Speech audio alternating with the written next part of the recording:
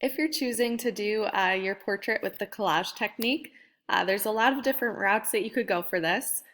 Think about different materials that you want to use to collage. It really could be anything, newspaper, magazines, construction paper. You could use printed out pictures of different objects. But this example here that is in the video below is using magazines and newspapers and just cutting them up, ripping them into different pieces. Think about using, again, brighter colors for highlights, darker colors in the shadows. But here's an example with something else in the background. So maybe you're doing your charcoal portrait directly on top of a news piece out of a newspaper so that you can see the text coming through. Or you're cutting out larger chunks and just doing the background for your collage. This one on the left has a bunch of different objects that are either printed or cut out of a magazine. So you can see this globe in the corner they cut out around that object versus ripping it out. Think about repetition too of shapes and forms. So they have this circle and then they repeated the circle up in the corner. So that's creating movement. So remember to include movement in your composition somehow along with other elements of art. There's also good leading line here too. So you can see how they used the edge of the paper to act as leading line between these sections.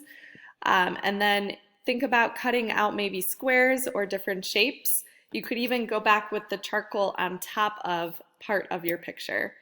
This one on the right definitely has some good movement because of the repetition of color. So you have that orange that's moving the eye throughout along with that repeated blue.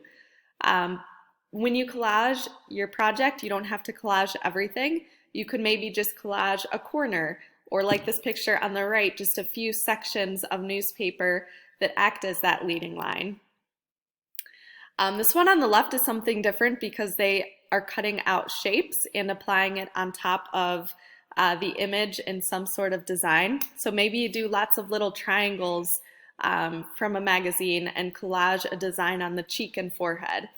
So be creative with it. This one on the right is something similar where there's different pieces cut out, but think about even collaging your actual images. So your portraits that you drew, maybe they get printed out, you rip pieces of it, collage parts of one portrait on top of another. And then here's an example of just collaging smaller pieces where the darker colors are in the shadows here and the cool tones, and then the warm colors and brighter colors create the highlights. So there's a lot of different directions that you can go with this. Try to layer things, think about the background. What I like about this one is the background is in strips. So maybe you cut strips of magazines out to create your background or even on top of the picture.